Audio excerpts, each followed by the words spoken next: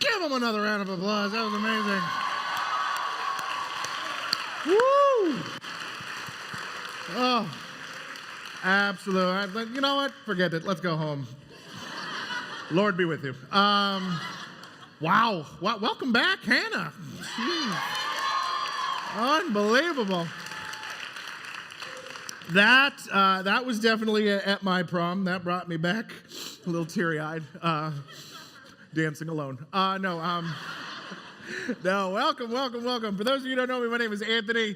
We're so excited that you are joining us for week 5 in our series that is called A Grown Up Love. And we are having a lot of fun with this, and we're walking through the most popular love songs of the decades. That was the 90s. And we do this to illustrate a point, because we have taken this word love and we have given it all different types of definitions. These, the mushy-gushy love, or, all of that stuff where we kind of taken this word and given all these different types of context. And what we're trying to do in this series of Grown Up Love is to say, okay, well, this is what we have taken that word love to think, to believe, to see, to mean. What does God say that a grown-up love, what does it mean to really, really love? And like I said, this is a week 5, so if you've missed a week, I want to encourage you to go back, watch on the live stream, listen on the podcast. A shout out to those who are watching that way right now, because it's really been an incredible series. And we've been walking through kind of the love passage, if you will, from 1 Corinthians 13, which most of you have heard if you've been to a wedding. But it's also this verse in verse 11 really kind of points out what we're talking about here. It says, when I was a child, I spoke and thought and reasoned as a child, but when I grew up, I put away childish things. And so we've been walking through. Week 1, we looked at this kind of, this famous phrase that they lived happily ever after when they found the one, and we realized that that's not really true. That's not the way that it works. And in week 2, we talked about that we have to learn to be patient with the other person. And then in week 3, we talked about, love is not when we celebrate ourselves or find somebody to celebrate ourselves, but actually when we celebrate other people. And last week, Pastor Chris walked us through beautifully, what it means that forgiveness isn't about kindness, but justice. And we're continuing our kind of verse-by-verse exploration of this love passage. And it's interesting because, like I said, it's been kind of famously called the love chapter, and as we approach the end of this particular letter that Paul wrote to the church in Corinth, even though it's towards the end, it really has kind of become the thematic center of the entire first letter to the Corinthians. And in it, Paul is really trying to get people to realize that there is a contrast in what we've taken the word love to mean and what God really means love to be. And in the Greek translation, the original Greek, he uses the word, God's word for love, which is agape. And that's it right there. Everybody say agape. You all speak Greek. Great. So ultimately what this love means is that, and there's a few words for love in Greek in the Bible, but this particular word, agape, means that it is, and I love this definition for it, is it love which rests on a decision to seek another's highest and greatest good. This is the unmerited and selfless love that describes God's love towards us, and therefore shows our responsibility as those who are walking with Christ to show towards other people. And it's interesting, all throughout this chapter, in 1 Corinthians chapter 13, Paul is trying to say, okay, this is not agape, this is agape. And he says it this way. He says, love is patient and kind. Love is not jealous or boastful or proud or rude. It does not demand its own way. It's not irritable and keeps no record of being wronged. It does not rejoice about injustice, but rejoices whenever the truth wins out. Love never gives up, never loses faith, is always hopeful, and endures through every circumstance. So I think we keep this, we read this at all these weddings. We might have it even printed out and put on our wall, because when we look at it, we say, yeah, that's love. That's it. Good job. That's true. I can get behind that. And it's interesting that we use the phrase true love, right? You know, you Princess Bride fans, you know, true love. True love, you know, who's my one true love, right? I think the reason that we use that and the reason that we see that here what Paul is saying is that love, true love, requires truth. And so as we continue this exploration of what it means to love well and to put away the childish idea of love and to really have a grown-up love, we're looking at specifically the rest of verse 6, where it says, "It does not rejoice about injustice, but rejoices whenever the truth wins out." So essentially, it says love requires truth. And again, we can get behind that. We're like, yeah, I'm tracking. I'm with you. Love requires truth. I like truth. We like truth. Nobody says I hate truth. Lie to me. Right? If you're Jack Nicholson, you can't handle the truth, you know? It's a terrible Jack Nicholson impression. Part of us wants the truth, and we like the truth. But we don't always like the truth, right? We like the truth when the truth helps us win. Right? I mean, we like winning. Whether it's in an argument or just in general, we like to win. And I think, you know, this is the childish thing that we see in this passage that Paul's really trying to turn us away from. Because if you've ever been around children, you know that they like to expand on the truth a little bit sometimes, right? And most of it is very innocent. This past week, I got to have a wonderful experience where I was down in Guatemala with our partners in Potter's house at their staff retreat, and I got to speak to them, and some of them have kids, and I saw two of them interacting with each other, and they were talking about how much more they can eat than each other. And I said, "Kids, you've met your match." And they were like, "Oh, I can eat a cow," and the other one's like, "I can eat a whole horse, and I can eat this," and it like expanded into the kid was like, "Well, I can eat a whole house," and you know, it was adorable. But we can see that even as a child, we had this idea of like, I want to win, even if that means stretching the truth just a little bit. Part of us wants to win, and part of us likes the truth when it helps us do that. I mean, have you ever been in an argument where you are for sure that you have the right answer, that you are absolutely speaking truth, and then you find out that you weren't right? It stinks. My wife and I do this a lot in my marriage, but I'm just being honest with you. My wife Dana and I, we had this little pond in the backyard that when we moved in, it was, you know, it was gross and it just held water and slugs and stuff. And so we were hoping to get rid of it or, you know, cover it up in some way. And we're walking through Home Depot, and I had this brilliant idea, I thought. I said, I'm going to bring, what if we put bricks over it? We just put bricks over it, and it's like it lives under there and becomes this little, like, you know, walkway. We can put like a chair or something over there. It'll be great. My wife's like, that's not going to work. And I was like, just relax. It's going to work. And so I bought, it felt like a ton of bricks, right? And I put them in the back of our car, and I'm like, this is going to be great. And I lugged it through the house, and I opened up our backyard, and I started to lay the bricks, and I was like, this is going to be genius. I'm a genius. And she's like, it's not going to work. And I'm like, stop it. It's going to work. And then you get to the pond part, and you realize that there's nothing to hold the bricks up because bricks sink, Anthony. And I just kind of looked back, and she was staring at me, and she's like, I told you so. And I was like, I knew that was going to happen. Just testing you. We use that phrase, like, well, that's not what I meant. Or we use the phrase like, well, no, I didn't say that. And I use that as a funny example, but it's true. I mean, I think we bring this into conflict. We bring these little lies into it. That phrase of like, well, no, I didn't say that, or that's not what I meant. What I meant was, I mean, we hide things and we manipulate things sometimes to get what we want, or we hide things, we manipulate things to sound better, to win in the situation. You know, I always think about that in terms of like when we first start dating someone. You know, I always joke that in the first 3 months of dating someone, you're really kind of dating their representative. like the best version of them. Like the first 3 months, you're like, I'm pretty great, aren't I? And then by month 4, you're like, oh, there you are, Peter. You know what I mean? You're like, oh, yeah, where was that in the first 3 months? But we get that kind of, we get those interactions with each other where it's like, oh, you're like, oh, you like this? And you're like, yeah, I like that too. And you're like, I've never heard of that in my life.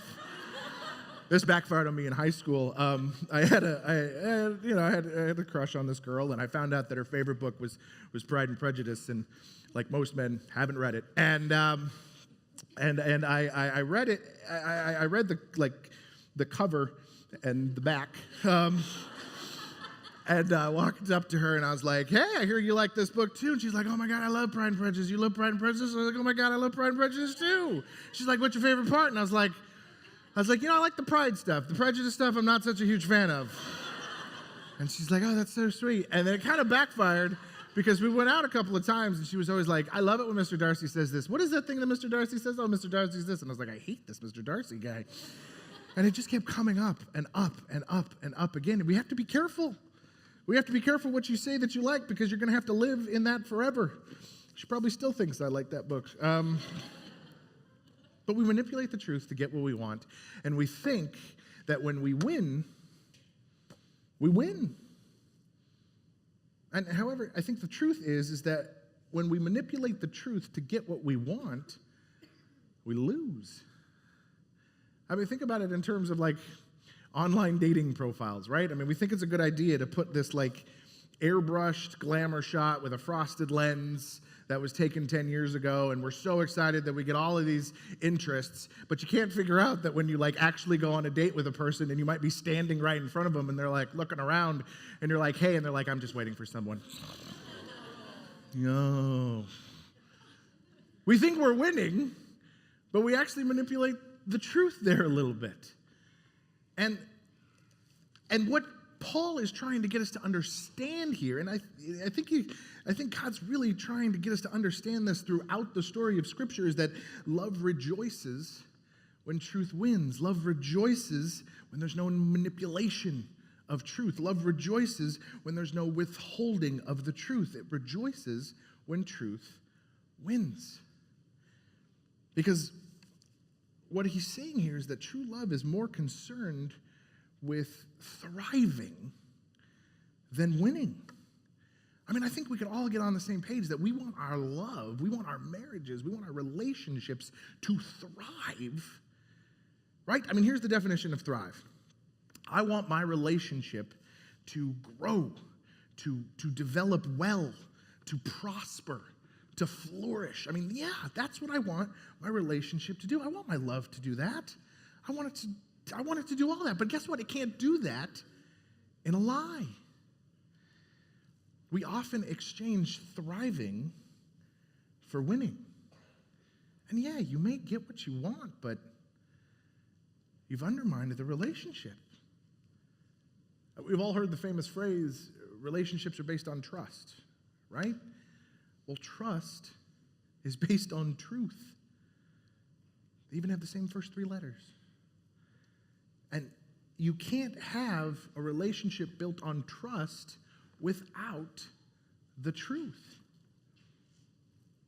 Because love rejoices when the truth wins, because even if it means that I lose, we thrive. I think it'd be safe to say that God is big on truth. He likes the truth. You know, if you're going to give 10 commandments on something, maybe it's important, so thou shalt not lie. You want to pay attention to it, right? That's it. But it carries on throughout. It carries even through the life of Christ. It carries throughout. It's throughout the entire story of Scripture. God is not big on lies, but he is very big on the truth.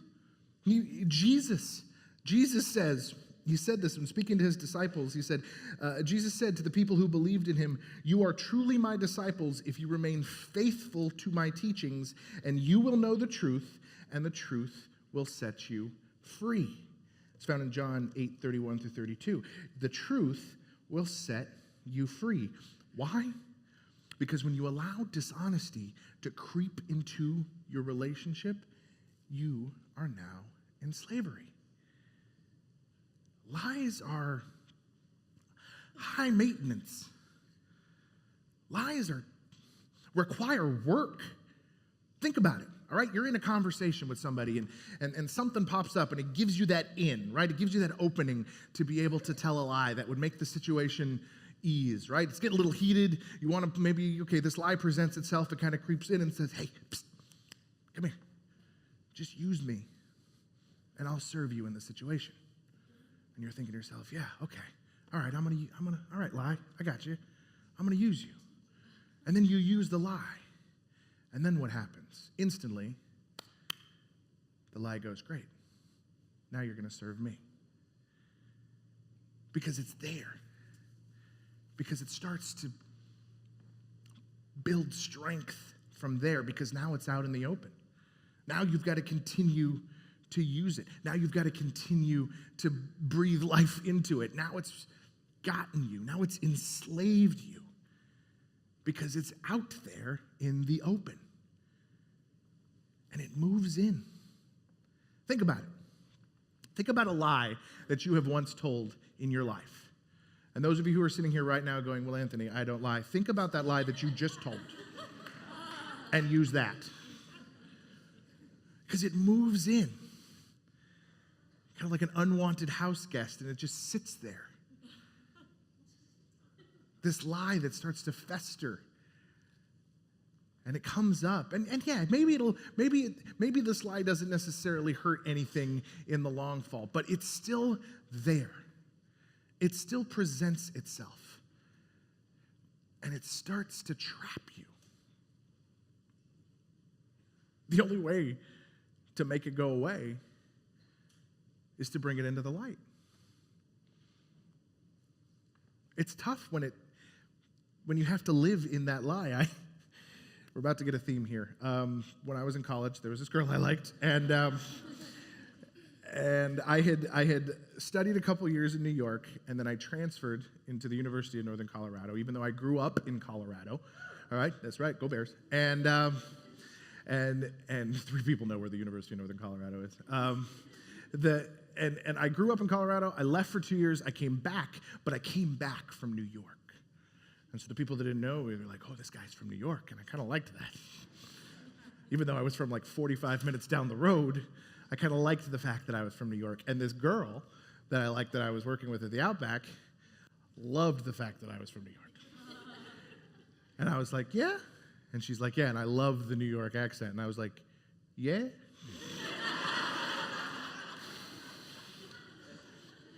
No kidding. And, oh man, I'm an idiot. Such an idiot. I just kept it up. Yeah, I worked there for 2 years. Oh man, and it was awful because there were people that knew where I was from and what I was doing that would be working. But I'd be like in the middle of a conversation with somebody, and she'd walk by and I'd be like, yeah, you know what I mean? Eventually, she found out the truth, and needless to say, it didn't go well. But I literally, every time I went to work, I didn't know who I was going to be, Anthony or Joe Pesci, you know, it's funny, it is, but it literally had trapped me every time I went to work because I was living in this lie. Yeah, it would have been easy and stupid if I was just like, I was just kidding. I don't sound like that at all. But I kept it going, and it just sat there and lived there. And by the time she found out the truth, it was like, gross. Who are you? I was like, I don't even know anymore. I tell you this to say, don't allow dishonesty to enter into your relationship. The Proverbs has this beautiful, not a beautiful, but a perfect picture of what it means to lie. 17:20 says, the crooked heart will not prosper. The lying tongue tumbles into trouble. It's that image of it just spiraling out of control. You got to keep it up. You got to continue it. It is exhausting. And truth be told, what you gain in the moment will never outweigh what you lose. If you're married, at a lot of weddings, I hear this in the vows that we promise to love one another unconditionally, that we promise to love one another in this agape love, and yet some of us are still afraid to show our spouse pieces of ourselves. I mean, without honesty, though, having intimacy the way it's intended in marriage is nearly impossible, and the enemy would love to convince you otherwise. He loves to come in and just say, oh, come on, it's just this one area. But the problem with that is that it just kind of, even if it's the smallest little lie, into a relationship, especially into a marriage, into a commitment, you're sitting there in a person that you want to be intimate with and built on trust, even when that door remotely opens, it gives way for the door to open wider to an even bigger lie later on. You're like, wow, okay, I got away with that one. And I got away with that one. And I got away with that one. Pretty soon those little lies are turning into big, deeper, and darker lies. Lies about where you've been. Lies about what you've done. All because you had that one little moment of, it's okay. But no. All of a sudden, now these lies are ruling over you. They may have served you in the moment, but you're definitely serving them now.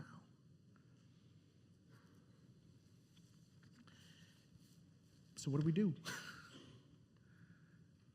It's easy for me to stay up here and say, don't lie, but we all interact with it in one way, shape, or form. So here's some points that we've put together to be able to kind of illustrate great ways to take dishonesty out of the relationship completely, and ways that you can maintain trust in a relationship. So the first point is this: don't put the other person in a place that you want them to lie to you.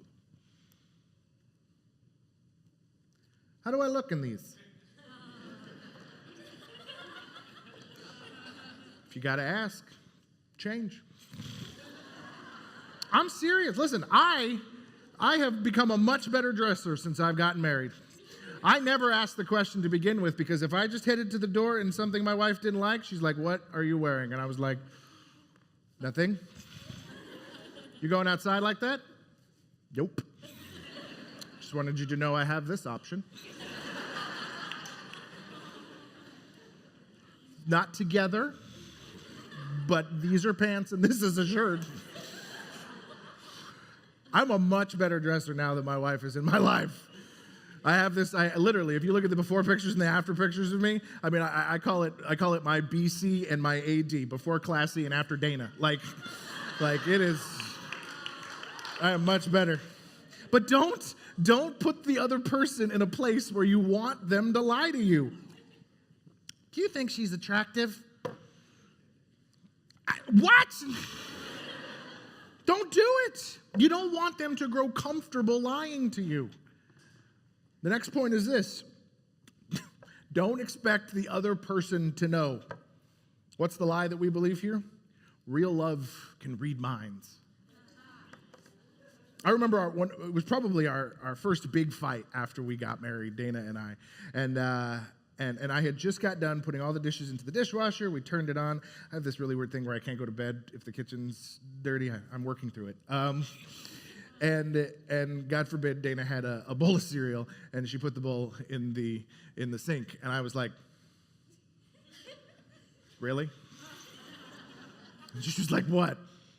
And I was like, you don't know? She's like, no? And it was so stupid now that I think about it. And I'm sure if you think about all these big arguments they had, they were over something equally as stupid. But don't put the person in that phrase. That is, and a lot of you guys, a lot of you in a marriage know that is probably the most scary. Those are the three scariest words in the English language. Well, you should know. And I don't. You're not being honest when you're expecting them to try to figure it out. The next point is this. And this one was probably the hardest for me to write down because it's the one that I struggle with the most. Don't punish the other person for being honest. And if I'm being honest, because that's our theme today, I'm not good at this. This is where I struggle. Because I like to sit up here and say, yeah, I want you to tell me the truth. I like the truth. Let me know the truth. But then I take it personally. Or then I get defensive. And it makes it really hard for the other person to want to tell me the truth in that situation. Because the lie that we believe here is, well, love would have lied to me. And I know I've done it. I know I've gone into the situation, even with my wife, where I've asked her a question and I'm hoping she'll lie to me. Because I know the answer is not something I want to hear. And maybe you've experienced this in your own relationship, or maybe you're experiencing this in your marriage right now where you're nervous to tell your spouse about something because you're nervous about how they're going to respond, or vice versa. Maybe they've said something to you and it's still not sitting well with you. And so it's sitting there and growing.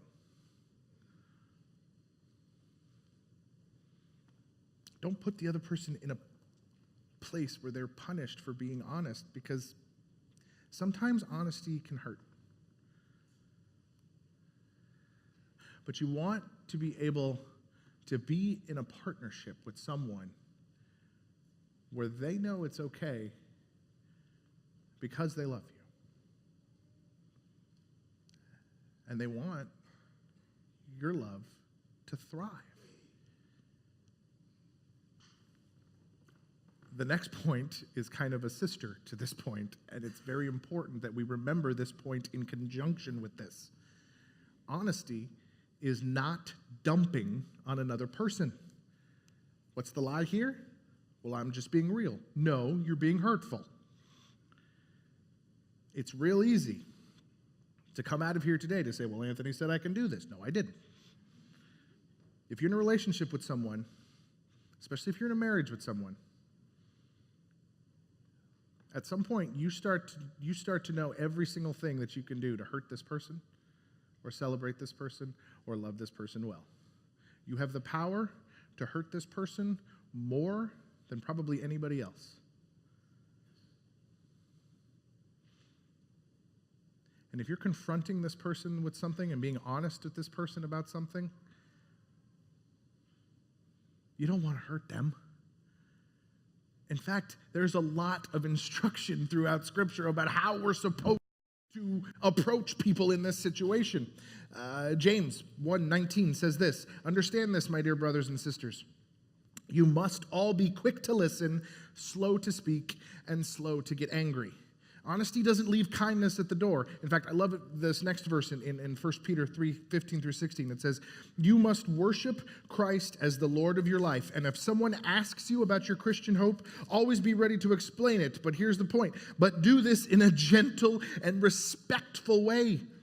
Keep your conscience clear that if people speak against you, they will be ashamed when they see what a good life you live because you belong to Christ.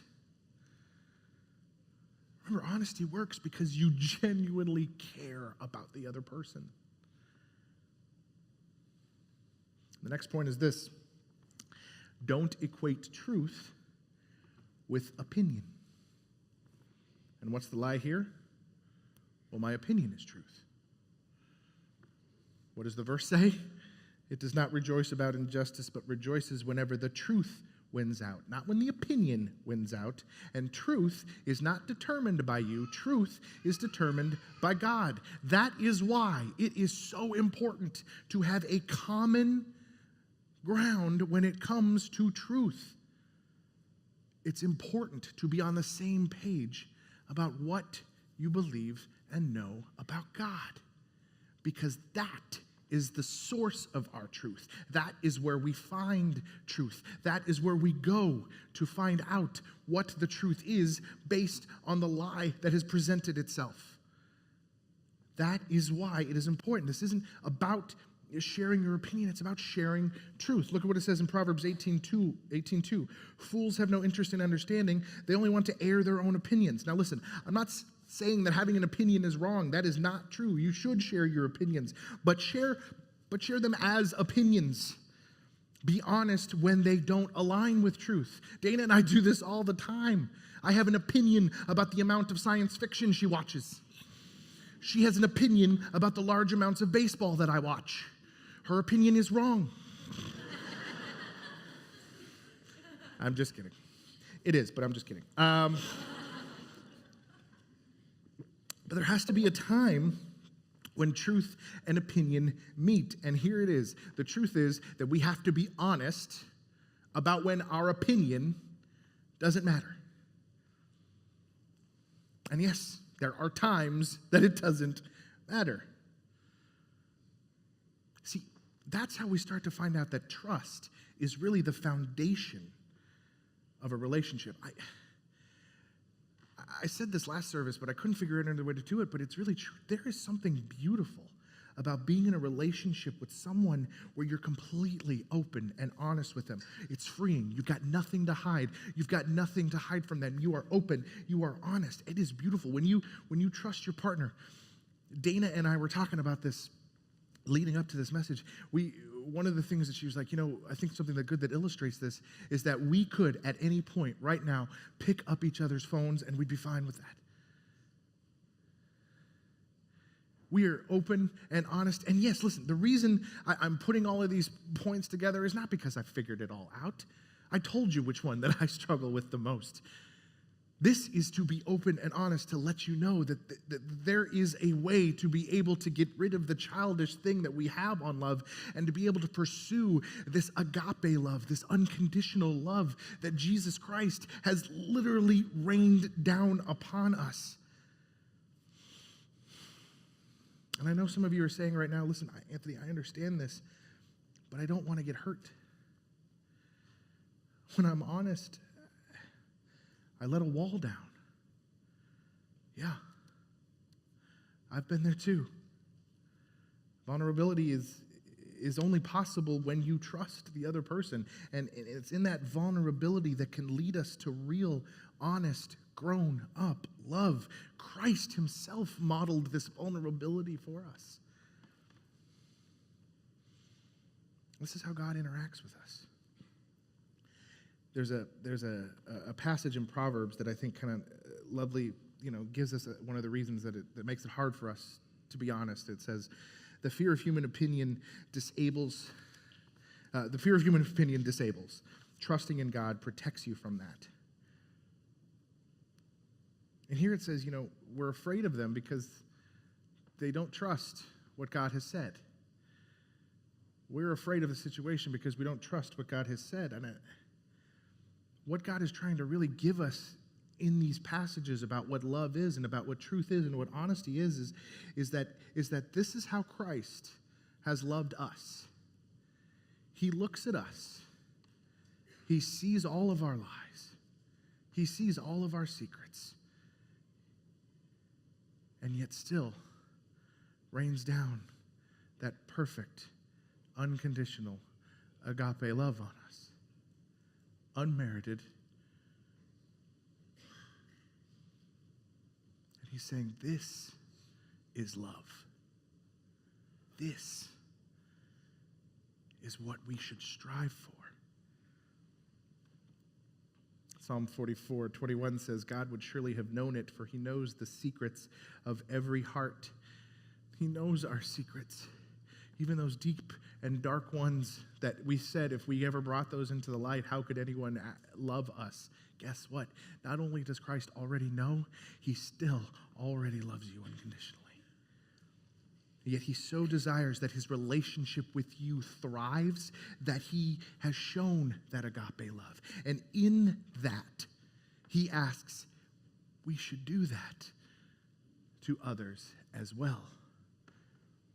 That was God's purpose for when he created us, that if we could imagine that God can love us with that agape love, that we could love God with that agape love, and that we could love others with that agape love. That unconditional love that we don't deserve, but God freely gives.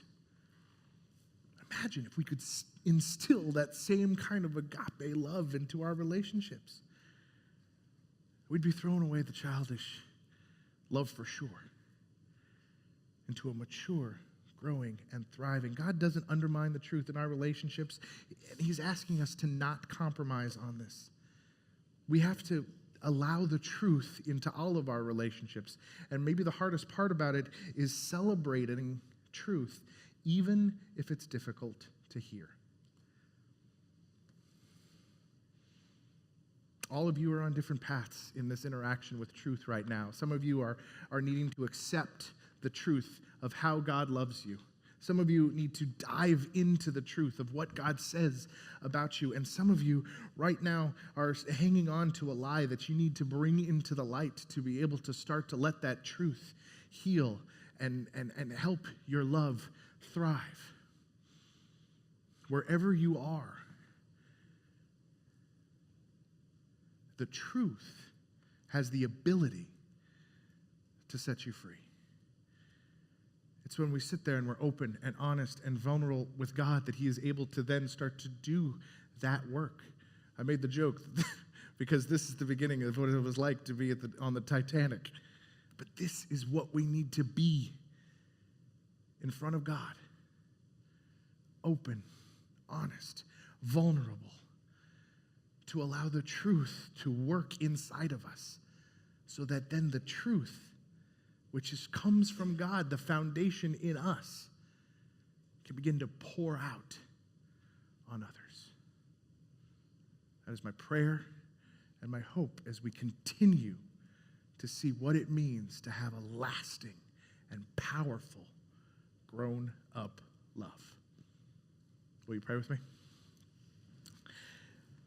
Father, I want to thank you for what it means to love. You've painted this beautiful picture. This picture that sometimes is hard for us to see because we live in a world that doesn't always interact with love like this. So, Father, my prayer is that this agape love that you have given us, this unconditional, unsurrendered love, is something that we can receive. That we can trust your word and trust what you said is true. That when we walk into this relationship with Jesus Christ, that we are a new person. And those lies that we have told and the secrets that we've held are all covered because of your Son, Jesus Christ. And that we can start to build a foundation on what is true and on what truth is. Because everything you give is the source of truth.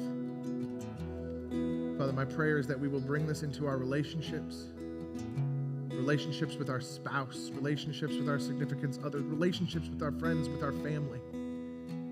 You have lavished this unconditional, unmerited love on us. And help us to do that on others as well. It's because of Jesus, and it's in his name we pray.